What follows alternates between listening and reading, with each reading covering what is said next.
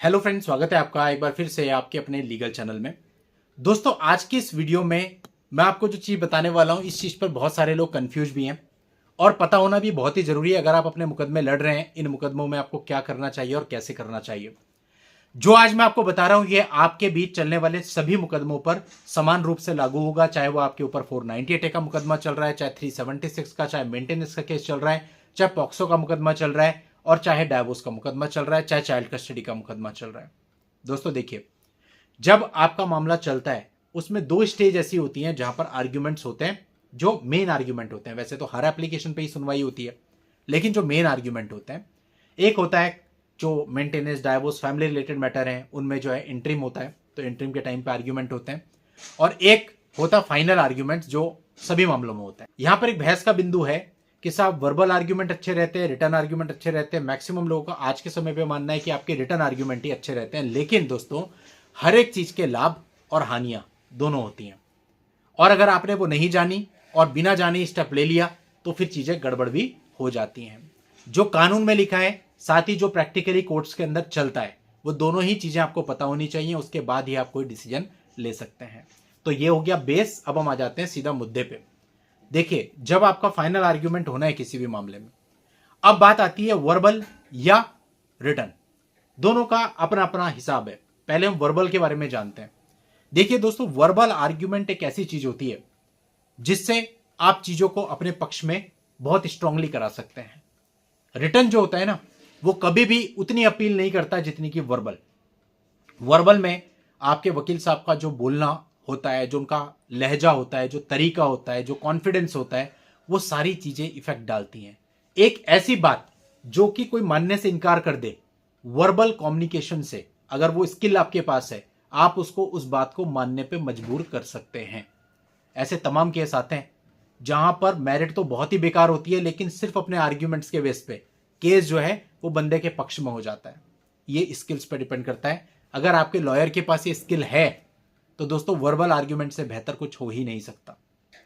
Return argument अगर आप किसी के सामने रख देंगे, हो सकता है वो उस रिटर्न आर्ग्यूमेंट को पूरा पढ़े भी ना, उसका केवल कुछ हिस्सा ही पढ़े। ये बोर हो जाता है आदमी इतना बड़ा रिटर्न आर्ग्यूमेंट पढ़ते हुए। लेकिन वर्बल के टाइम पे आप आमने सामने होते हैं और फाइनल आर्ग्यूमेंट है, तो आप एक एक चीज को बता सकते हैं और जो चीज आपके फेवर की उस पर ज्यादा फोकस करके आप कन्विंस भी करवा सकते हैं। तो बहुत हद तक जो वर्बल आर्ग्यूमेंट होता है उसका फर्क पड़ता है। इस चीज को आप नॉर्मली समझ सकते हैं। आप देखिए, जो प्रोफेशनल लोग होते हैं, आप कहते हैं ना साहब मैं तो इंश्योरेंस कराऊंगा नहीं, लेकिन कोई ढंग का बंदा आपके सामने बैठ गया ना, वो आपसे 2 लाख रुपए की पॉलिसी लेके चला जाता है। ये होती है स्किल। तो यही स्किल कोर्ट में भी काम आती है। यानी जो वकील जितना दमदार आर्ग्यूमेंट करेगा, वो चीज आपके फेवर में आने के चांसेस उतने ज्यादा होते हैं। इसके बजाय अगर आप रिटर्न आर्ग्यूमेंट देते हैं और वर्बल नहीं कर रहे हैं, तो वहां पर आपको नुकसान होने के चांसेस भी ऐसे मामलों में हो सकते हैं। अब वर्बल आर्ग्यूमेंट के फायदे तो ये हैं, लेकिन कुछ नुकसान भी हैं। नुकसान उन केसेज में है जहां पे आपने वर्बल आर्ग्यूमेंट किए, लेकिन मौके पर आपको बोलने का ज्यादा मौका नहीं मिला, या फिर सामने वाले का जो लॉयर था वो काफी एक्सपीरियंस था, वो आपकी हर बात को काटता चला गया और आपकी बात को उतनी तवज्जो नहीं मिल पाई जितनी की मिलनी चाहिए थी। या कई बार ऐसा होता है कि जो आपने बोला वो प्रॉपरली नोट डाउन उस समय पे हुआ ही नहीं। मेरे एक मामले में बिल्कुल ऐसा ही हुआ था। एक मामले में वर्बल आर्ग्यूमेंट किए गए, बहुत बेहतरीन आर्ग्यूमेंट हुए, लेकिन जब उसका जजमेंट आया तो हमें पता चला कि जजमेंट कुछ और ही हो गया है। मतलब आर्ग्यूमेंट हुए थे इंटरिम एप्लीकेशन पे मेंटेनेंस की, और जजमेंट हो गया कि कागजों को स्वीकार किया जाता है। इससे पता चलता है कि सामने वाले को याद तक नहीं था कि उसने आर्ग्यूमेंट किस चीज पे सुने। तो अब ऐसे में आप क्या उम्मीद कर सकते हैं। तो ऐसा भी कई बार हो जाता है।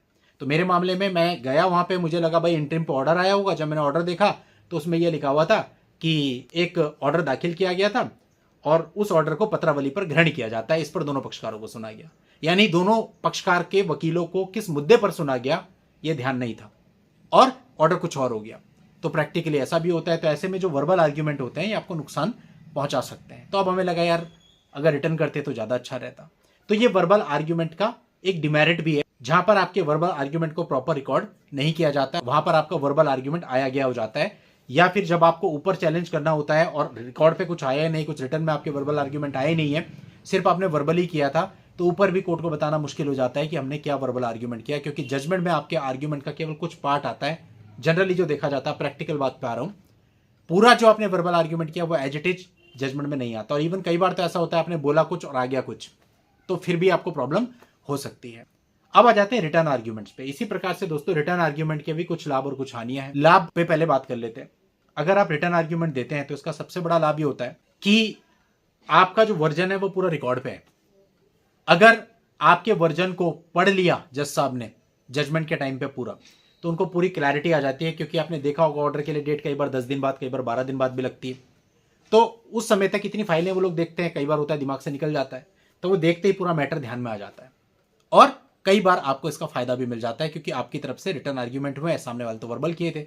वर्बल तो भूल सकता है आदमी, लेकिन रिटर्न सामने जो होते हैं वो उस समय पे उस पर फोकस होगा उनका, और आपके फेवर में जजमेंट आने के चांसेस काफी हो जाते हैं। दूसरा दोस्तों, अगर आपके अगेंस्ट भी जजमेंट होता है और ऊपर वाली कोर्ट में भी जाते हैं तो रिकॉर्ड पे रहता है, आप ऊपर वाली कोर्ट को बता सकते हैं कि नीचे वाली कोर्ट में हम ये आर्ग्यूमेंट करके आए थे, उसके बावजूद भी हमारे अगेंस्ट जजमेंट हुआ है, तो रिकॉर्ड की बात भी हो जाती है। अब दोस्तों रिटर्न आर्ग्यूमेंट के कुछ नुकसान भी होते हैं। अब नुकसान क्या होते हैं, कई बार आप रिटर्न आर्ग्यूमेंट बनाते हैं और बहुत बड़ा बना के दे देते हैं। मैंने खुद देखा 20-20 पेज का आर्ग्यूमेंट आप बना के दे देते हैं अला फला। अभी एक मामले में हुआ था मेरे साथ, 498 का मामला राजस्थान का था। उन्होंने रिटर्न आर्ग्यूमेंट दिया, उसके बाद उनको 498 में सजा हो गई। जब वो आर्ग्यूमेंट मेरे पास आया और मैंने उस आर्ग्यूमेंट को देखा तो मैं खुद सर पकड़ के बैठ गया, क्योंकि अधिकतर चीजें रिपीटेटिव थी और आर्ग्यूमेंट इतने बड़े थे कि कोई भी व्यक्ति उसको पूरा नहीं पढ़ेगा। तो ऐसे आर्ग्यूमेंट करके कोई फायदा नहीं है। हमेशा ध्यान रखना, रिटर्न आर्ग्यूमेंट हमेशा आपके 4 से 5 पेज के मैक्सिमम होने चाहिए, इससे ऊपर नहीं होने चाहिए। जो कुछ भी आप कहें वो प्रॉपर हेडिंग्स के अंतर्गत होना चाहिए। ऐसा नहीं कि आपने कहानी लिख दी, एक हेडिंग दिया, उस हेडिंग में आपने अपने 4-5 पॉइंट बताए, फिर एक हेडिंग दिया, उसमें 4-5 पॉइंट बताए, और लास्ट में एक हेडिंग दिया कंक्लूजन, और वहां पे आपने उसे कंक्लूड कर दिया। 4 से 5 पेज से ऊपर आपका रिटर्न आर्ग्यूमेंट नहीं होना चाहिए। अब रिटर्न आर्ग्यूमेंट के जो नुकसान होते हैं दोस्तों, वो ये हो जाते हैं कि कई बार आपका लंबा आर्ग्यूमेंट होता है तो वो स्किप हो जाता है, उसको पढ़ते ही नहीं और वर्बल आपने चूंकि किया ही नहीं। पहला नुकसान ये। दूसरा नुकसान ये हो जाता है कि जब कभी आप रिटर्न आर्ग्यूमेंट कोर्ट को देते हैं तो कोर्ट कह देता है आपसे कि भाई रिटर्न तो ले लिया, अब ये प्रैक्टिकल बात है, रिटर्न तो ले लिया, अब क्या सुनना, अब तो हम देख ही लेंगे इसमें। यानी आपको वर्बल बोलने का मौका नहीं दिया जाता। अब वर्बली आप कन्विंस कर नहीं पाए और रिटर्न अगर आपका पूरा पढ़ा नहीं गया तो फिर आप अधर में ही रह गए, ना इधर के ना उधर के। हालांकि कानून ये कहता है कि आप वर्बल आर्ग्यूमेंट करने के बाद अपने आर्ग्यूमेंट्स को रिटर्न से कंक्लूड कर सकते हो, कानून ये कहता है। लेकिन इसके बावजूद प्रैक्टिकली कई बार देखा जाता है कि जब आप रिटर्न आर्ग्यूमेंट देते हो तो कोर्ट कहता है हमने सुन तो लिया, अब क्या लेना। या फिर अगर ले भी लेता है तो दूसरी पार्टी कहती है साहब ये तो अचानक से दे रहे हैं, मैं तो इसका रिप्लाई दूंगा या मैं भी रिटर्न दूंगा, मुझे टाइम चाहिए।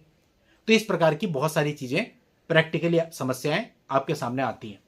अब आपने रिटर्न आर्ग्यूमेंट दिया, फिर दूसरी पार्टी उसको देखती है, फिर आराम से उसका ड्राफ्टिंग करके लाती है। हालांकि कायदा यह है रिटर्न आर्ग्यूमेंट के लिए टाइम नहीं दिया जाएगा, लेकिन फिर भी प्रैक्टिकली कई बार टाइम दे दिया जाता है। तो ऐसे में फिर आपको नुकसान हो जाता है, क्योंकि आपका पूरा रिटर्न वर्जन उनके पास है, वो बैठ के आराम से अपना आर्ग्यूमेंट तैयार करते हैं। ठीक। इसके अलावा रिटर्न आर्ग्यूमेंट का एक नुकसान ये भी हो सकता है कि आप रिटर्न आर्ग्यूमेंट लेकर के गए, आपने सोचा भाई मैं अगर पहले वर्बल कर दूंगा हो सकता है मेरा रिटर्न नहीं ना, आपने पहले ही रिटर्न अपना दे दिया। अब आपने जैसे ही रिटर्न अपना सबमिट किया, दूसरी पार्टी कह दे साहब मेरी तरफ से तो आज एडजॉर्नमेंट है, मैं तो नहीं कर पाऊंगा जी, मेरी तो तबियत खराब है, आपके रिटर्न आर्ग्यूमेंट की कॉपी रिसीव कर ली, फिर बैठ के आराम से आर्ग्यूमेंट बनाए और अगले डेट पे तसल्ली से ले आए। तो ऐसे में भी आपका नुकसान हो जाएगा, क्योंकि आपके तो सारे पत्ते खुल चुके हैं, फाइनल आर्ग्यूमेंट था। तो ये कई सारी चीजें हैं जो रिटर्न आर्ग्यूमेंट से संदर्भ में भी आपको नुकसान पहुंचा सकती हैं। अब आपको देखना है कि आपको कैसे करना है। दोनों ही चीजों के अपने अपने फायदे और अपने अपने नुकसान है, जो कि मैंने आपको आपके सामने रख दिए, कानून के हिसाब से भी और प्रैक्टिकली क्या होता है उसके हिसाब से भी। तो दोस्तों आप लोग कमेंट करके बताना कि आपके हिसाब से वर्बल आर्ग्यूमेंट ज्यादा अच्छा रहेगा या फिर रिटर्न आर्ग्यूमेंट करना ज्यादा अच्छा रहेगा। चलिए दोस्तों आज के इस वीडियो में इतना ही। नेक्स्ट वीडियो में नई जानकारी के साथ मैं आपसे फिर मिलता हूं। तब तक के लिए goodbye and thank you for watching. Take care.